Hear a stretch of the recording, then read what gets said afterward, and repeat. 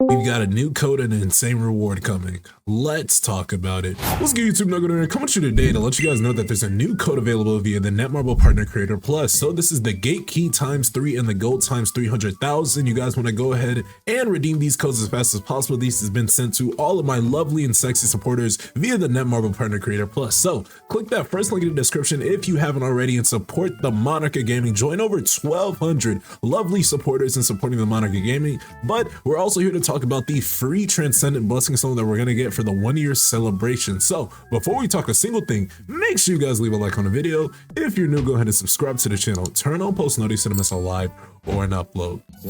Now, wasting absolutely no time, we do have a lot of blessing stones right here, but the first thing to talk about is that in this next update, we are actually going to get 9 additional blessing stones in the game. So for Sun Jinwoo, we're going to get 9. I don't know whether they're going to be, X amount of survival, let's say 4 survival, 4 empowerment. Regardless, guys, the case is going to... Now, the first thing to note is that actually in this May update, we're actually going to get new blessing stones, specifically 9 new blessing stones will be added. So the first thing to suggest, or the first thing to let you guys know, if the Transcendent Blessing Stone can be selected with these new 9 blessing stones, then each and every video that we as creators are making are probably going to be null and void because we don't have the new blessing stones and we don't know the information about the new blessing stones to give you an informed opinion. So if that is the case, then we might need to make an updated video. But if the free Transcendent is going to be one of the existing blessing stones, then we can definitely talk about it. So let's talk about it now. With that in mind, we do have a bunch of blessing stones in the game. If we're talking on the survival and the empowerment side,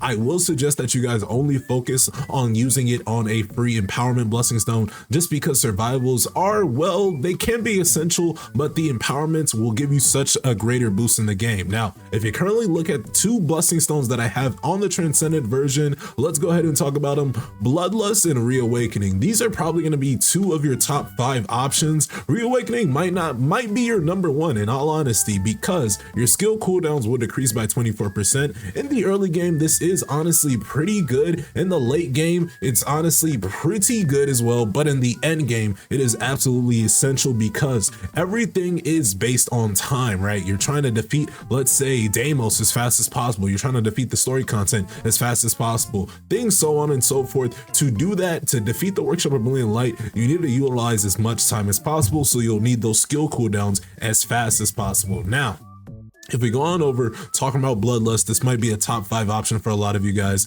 When Jinwoo hits a target, it decreases the target's attack by 14%. That is very, very good. But when a Jinwoo attacks, it decreases the target's defense by 14% for 6 seconds as well. So it's honestly pretty good, and Bloodlust is an insane blessing stone, I'm not gonna lie. So when Jinwoo is doing attacks, it's decreasing enemy's defense. When Jinwoo hits a target, it decreases the enemy's attack. So you're doing so many nerfs to an opponent, and you definitely want to eat on this because, let's say again, if you're facing Deimos, you want to nuke his attack down, especially if you're playing like Proof of Strong, because Deimos honestly can almost one-hit you with some of his moves. And then you also want to decrease your target's defense, so you're penetrating them more, doing more damage on the back end.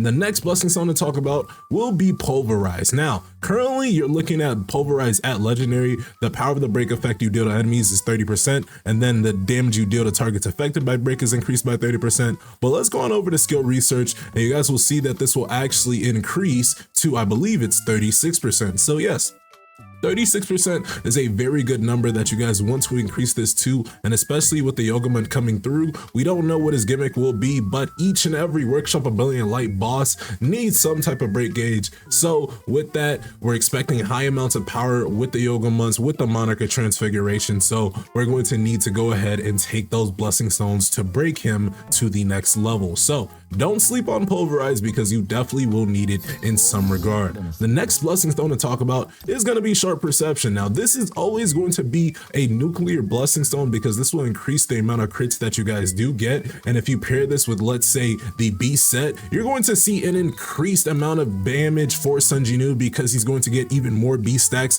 much faster. Now at Legendary, it's 3%, but if we go on over to skill research, I believe this takes up to 3.5%, but it stacks up to 7 times. So you're looking at a potential 24.5 crit buff mid-game. Anytime you guys have this at 100% uptime, honestly, an insane buff. And keep in mind, guys, if you're building your Sun Genus properly, you're gonna have a 50% crit rate at cap. So you're gonna have a 75% crit chance in each and every one of your hits. That is honestly nuclear. That is honestly essential for any content and the future content to come. The Monica Transfiguration on hard, people are definitely going to be using Sharp Perception, and you're definitely going to probably need it at the Transcendent variant. Now, let's go ahead and keep on talking about a few more blessing stones within the game. This might get a little bit personal, but this is just my personal theories. I think that double-edged sword is a very, very good option as well. The only thing with double-edged sword is that it's always going to be increasing the attack of your target. So if you're not good with defending, if you have a problem with dying within soul leveling Arise,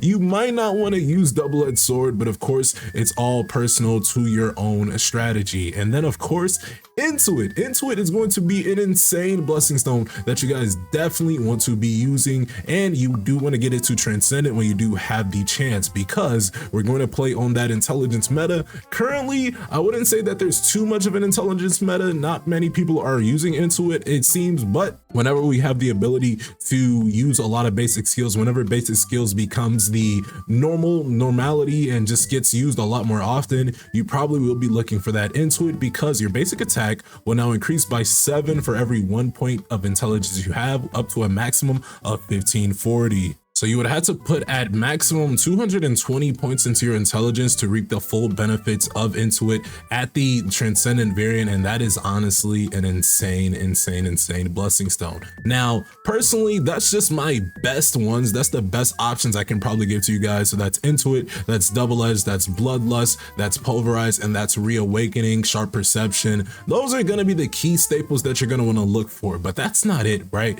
Because whoever's watching this video, you guys might have those already on Transcendent, right? If you look at my skill research, I have a lot of these runes about to be Transcendent. I have a lot of these selection chests about to be used, right? I could use this right now to get myself Sharp Perception. So a lot of you guys might be thinking, do I need to use it immediately? No, there's actually a strategy in which you can actually just save it and wait and see, because we don't even know right now what skill rune amplification does, blessing stone amplification does, and this might be a better facet that allows us to get the Transcendent blessing stones, but we just don't know what it does yet. But there might be an easier method in getting that, and of course you guys might just want to save it for an entire update, so we do know what's the best option to take to Transcendent, because in an update after the May update, we are going to probably likely get Monica Transfiguration on a hard mode. So that's going to be something that players are going to be geared for. We're going to get easy and normal mode in the May update, and then we're probably going to be gearing up for those hard mode clears in the June update or the July update. But regardless, you guys do not have to use it immediately, because blessing stones on Transcendent